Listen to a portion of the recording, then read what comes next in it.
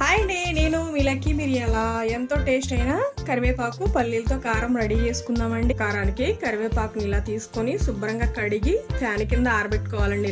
ఇలా ఆరబెట్టి పక్కన పెట్టేద్దాం. స్టవ్ ఆన్ చేసాం, కళాయి పెట్టేసాం. కొంచెం ఆయిల్ వేసుకుందామండి. 1 కప్పు పల్లీలు వేసుకుందాం. 2 స్పూన్లు మినపప్పు వేసుకుందామండి. చిటికెడు మెంతులు వేసుకుందాం. 2 స్పూన్లు ధనియాలు వేసుకుందాం. 1/2 స్పూన్ జీలకర్ర, ఎండు కొబ్బరి ముక్కలు వేసుకుందాం. ఇవన్నీ ఫ్రై చేసుకుందామండి. ఇప్పుడు ఎండుమిరపకాయలు ఇలా విరిచి వేసుకుందాం. 1 కప్పు వేసాను, మీ కారాన్ని బట్టి వేసుకోండి. ఇలా విరిచి వేస్తే విత్తనాలు కూడా చక్కగా వేగుతాయండి. మిరపకాయ విత్తనాలు అనేవి బాగా వేగితే కారం అనేది టేస్ట్ వచ్చింది. ఇలా లో ఫ్లేమ్ మీద వేపుకుందాం. నిమ్మకాయ సైజ్ అంతా చింతపండు వేసుకుందాం. ఇలా విడదీసి వేసుకుంటే వేగిద్ది. చింతపండు కూడా వేగినియండి, తీద్దాం. ఈ వేడికి చింతపండు కూడా మగ్గిద్ది. ఇలా ప్లేట్లో తీసుకుందాం. తగినంత ఆయిల్ వేసుకుందామండి. ఇప్పుడు కరివేపాకు వేసి వేపుకుందాం. క్రిస్పీగా అయ్యే వరకు వేపుకోవాలి. కరివేపాకు తడి అనేది ఉండకూడదండి.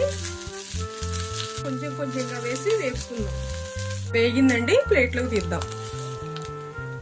ఇంకొంచెం ఆయిల్ వేసుకుందాం. ఇంకా ఉన్న కరివేపాకు కూడా వేసి వేసుకుందాం.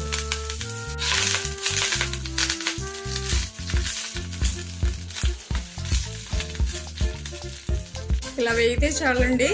సౌండ్ వస్తుంది చూడండి. కరివేపాకు ఇలా సౌండ్ వస్తే వేగినట్టేను.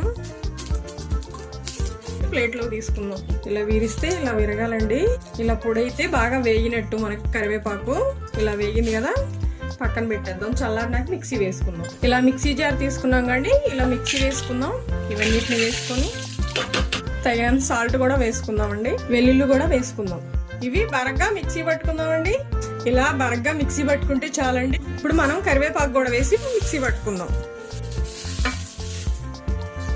ఇంత బరగ్గా వేసుకుంటే టేస్ట్ చాలా బాగుండిద్ది. మరీ మెత్తగా వేసినా కూడా బాగోదండి.